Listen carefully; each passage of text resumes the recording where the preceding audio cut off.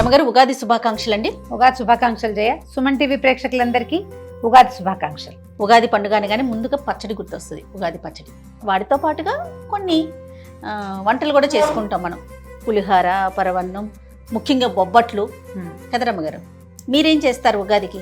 పులిహార, చక్కెర పొంగలి, ఎస్, గార్లు, బూర్లు, పొంగు బూర్లు, బొబ్బట్లు. ముఖ్యంగా అయితే పచ్చడి మీద ఎక్కువగా ఇంట్రెస్ట్ చూపిస్తాం.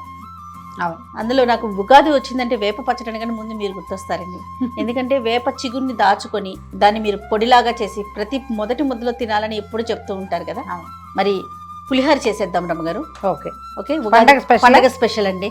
బాకే ముందుగా మీరు ఎంత వండుకోదలుచుకున్నారో సుమారుగా ఒక గ్లాస్ బాతిక అలా అనుకోండి. అంటే 1/2 కిలో కంటే ఎక్కువ ఆ మాత్రం గ్లాస్ ఉంటే గ్లాస్ నిండా రైస్ కుక్కర్లో పెట్టుకోండి. 1కి 2 నీళ్ళు పోసి శుభ్రంగా కడగటం, 1కి 2 నీళ్ళు పోసి కుదిరితే కొంచెం ఒక చిటికెడు పసుపు, ఒక చుక్క నూనె అందులోనే వేసి వండుకోండి. లేదా ఒట్టిగా అన్నం వండేసుకోండి. కొంచెం పాత బియ్యం అయితే మరి కాసి నీళ్ళు ఎక్కువ పోయండి, లేకపోతే అన్నం మరీ మెతుకులుగా పుల్లల్లాగా ఉంటుంది. పులిహోరకి మరీ మెతుకులుగాను ఉండకూడదు, అందుకని శుద్ధగా ఉండకూడదు. ఏం చేద్దామంటే ఒక చిన్న గ్లాస్, ఒక గ్లాస్ నీళ్లు మరగబెట్టుకుని చింతపండు నానబెట్టుకుందాం. చింతపండుని చన్నీళ్ళల్లో నానబెట్టి రసం తీస్తే వేస్టేజ్ ఎక్కువ ఉంటుంది. అందుకని ఏం చేయాలంటే మొదట మనం బియ్యం కడుగుతుండగానే నీళ్లు మరగబెట్టుకోవాలి. బియ్యం కుక్కర్ పెట్టే లోపల, మనం అన్నం ఉడికే లోపల ఈ నీళ్లు మరిగిన నీళ్ళల్లో చింతపండు వేసేయండి. వేసి మూత పెడితే ఒక 10 నిమిషాలకి బాగా ఊరిపోతుంది, బాగా నానుతుంది కదా, క్షణాల్లో రసం వచ్చేస్తుంది. ఓకే రమ్మగారు, పొయ్యి ముందు మీరే నుంచుంటే ఎప్పుడు స్టవ్ మీరే వంట చేస్తున్నట్టు నేను అటు నుంచుంటాను రమ్మగారు. మీకు అట్లీస్ట్ అసిస్టెంట్ కన్నా వాడండి ప్లీజ్.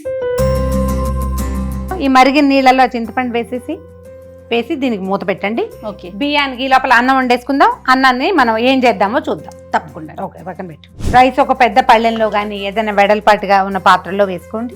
ఈ వేడిగా ఉండగానే మనం ఏం చేయొచ్చు, ఒక స్పూన్ పసుపు దీని మీద. మనం వండేటప్పుడే ఒక చిటికెడు పసుపు, కొంచెం ఒక 1/2 స్పూన్ పసుపు వేసి 1 స్పూన్ నెయ్యి వేసామనుకో ఈవెన్గా కలర్ వస్తుంది. అవును, లేకపోతే ఇట్లా పైన వేసుకోవచ్చు. ఉప్పు కాక్కర్లేదు. ముందు కరివేపాకు. మనం ఇంట్లో ఏ పదార్థం చేసినా రమ్మగారు కాస్త స్వచ్ఛంగా హెల్దీనెస్ అనేది మనం బాగా కోరుకుంటున్నాం. ఏదైనా ప్యూరిటీ మీద ఎక్కువ కేర్ చూపిస్తున్నాం కదా. మంచి పసుపు వాడుకోవాలి, అలాగే మంచి బియ్యం, దాంతోపాటు మంచి నూనె కూడా చాలా అవసరం. మంచి నూనె అంటేనే ఫ్రీడమ్ ఆయిల్. ఫ్రీడమ్ ఆయిల్లో లీటర్ నూనె కొంటే అందులో ఖచ్చితంగా లీటర్ ఆయిల్ ఉంటుంది. అదే చాలా కంపెనీ నూనె ప్యాకెట్లలో లీటర్కి కొన్నా అందులో లీటర్ ఆయిల్ ఉండదు. అందుకే క్వాలిటీతో పాటు క్వాంటిటీ కూడా ఖచ్చితంగా ఇచ్చేది ఫ్రీడమ్ ఆయిల్ మాత్రమే. ఫ్రీడమ్ అంటేనే నమ్మకం. మనకి బొజ్జలోకి వెళ్ళేది ప్రధానంగా ఉప్పు, కారం, పసుపు, దాంతో పాటుగా నూనె లేని మన వంటలు అసలు ఊహించుకోలేము. అవును కదా, మీరంటే నెయ్యి ఊహించుకోలేరేమో, మేమైతే నూనె కూడా. ఈ నూనె విషయంలో కూడా చాలా కేర్ తీసుకోవాలండి.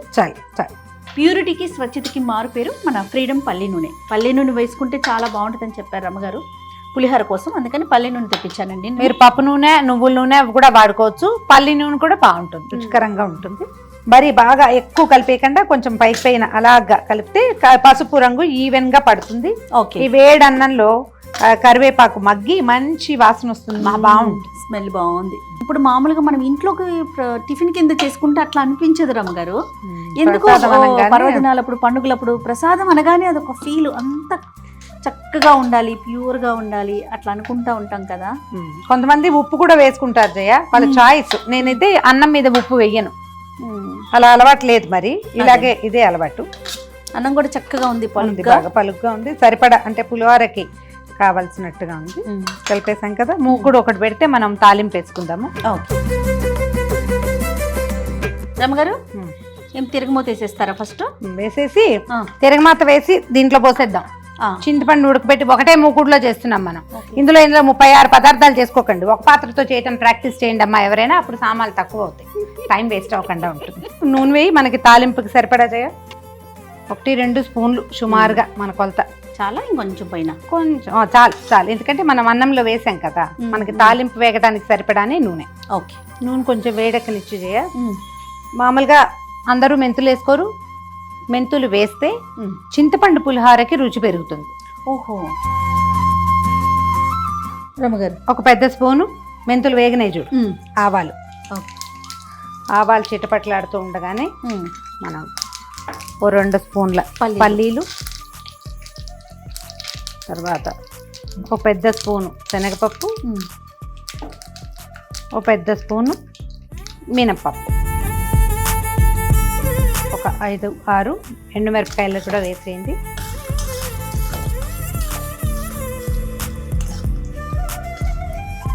తాలింపు చివరికి వచ్చాక అప్పుడు జీడిపప్పులు వేసుకుందాం. పులిహార పోపు అంటారు.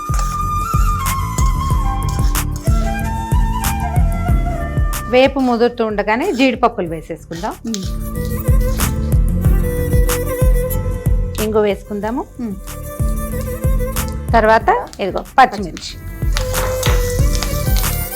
తాలింపు తీసి పోసేద్దాం. అలాగే కొద్దిగా అలా అన్నం మూసి పెడితే ఒక 2 minutes ఆ వాసన అన్నాన్ని పడుతుంది. తర్వాత కలిపేసుకోవచ్చు. సో ఇప్పుడు ఏం చేద్దామంటే చింతపండు నానబెట్టి పెట్టాం కదా, దాన్ని ఉడికించుకుందాం.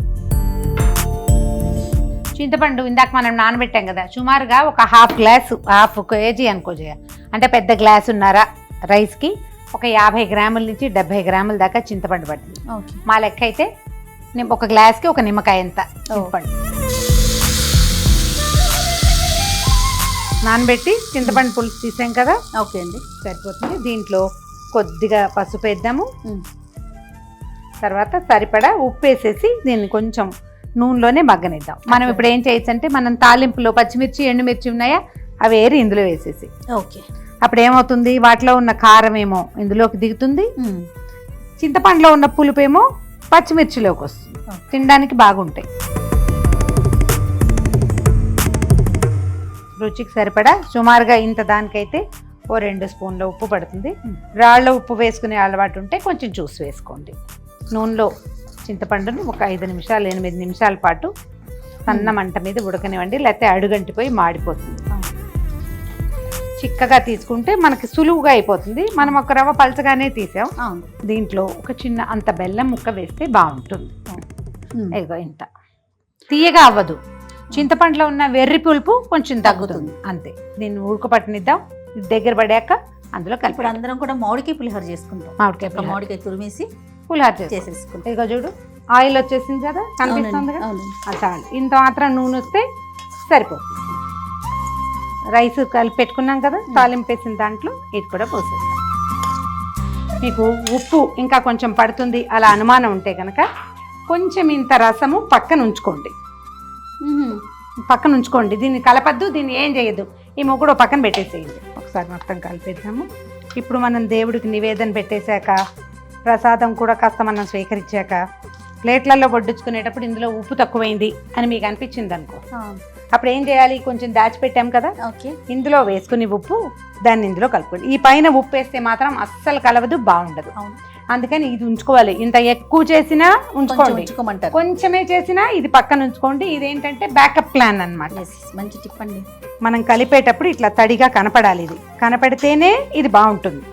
మనం కలిపేటప్పుడే ఇది డ్రైగా కనపడుతోంది అనుకోండి, ఇంకా పొడిగైపోయి ఇట్లా అక్షింతల్లాగా పడిపోతాయి, తలంబరాలే ఉంటాయి. రసం ఎక్కువైందా అని అనిపించింది కాదు, ఉంటుంది. అట్లా ఉండాలి. ఉంటేనే మీకు ఇట్లా నలిపి ముద్ద చేసి, ఇప్పుడు వేడిగా ఉంది, ముద్ద చేసి ముద్ద అయితేనే ఇది మీకు ఇంకా సాయంత్రానికి బాగుంటుంది అన్నమాట.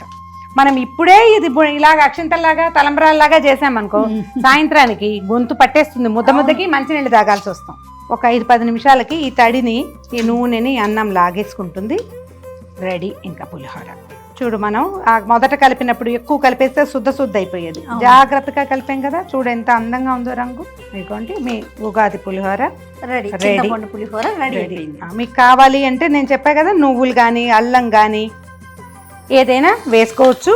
లేకపోయినా ఇలా కూడా చక్కగా ఉంటుంది, బ్రహ్మాండంగా దేవుడికి పెట్టడానికి బాగుంటుంది, ఎవరికైనా పంపించడానికి బాగుంటుంది, సాయంత్రము రేపొద్దున తినడానికి కూడా బాగుంటుంది. ఓకే, చక్కగా ఒక చిన్న బౌల్లో తీసుకొని నివేదన దేవుడి దగ్గర పెట్టుకుంటే సరిపోతుంది. సో ఇదండి మన చింతపండు పులిహోర, ఉగాది స్పెషల్ చింతపండు పులిహోర. అంతేనా రమ్మగారు? మరొకసారి సుమన్ టీవీ ప్రేక్షకులందరికీ ఉగాది పండుగ శుభాకాంక్షలు.